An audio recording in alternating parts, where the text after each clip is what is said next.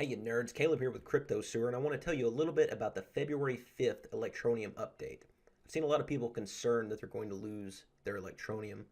First of all, the blockchain technology doesn't work that way. Your wallet does not actually contain any coins, but that's a discussion for another time.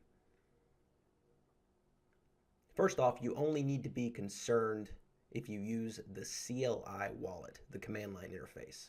You can't lose your wallet as long as you have your seed, so let's walk through backing it up. Open the blockchain daemon. Once it's downloaded and synced, open your CLI wallet. Log into your wallet and type seed. If you haven't already, write your seed down. Type save, then type exit. Now do the same in the blockchain window. Type save, then type exit.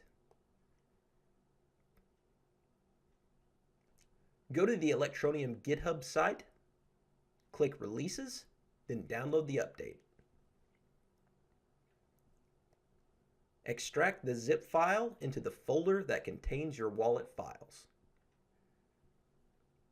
Open the Electronuem daemon, and then open the wallet CLI.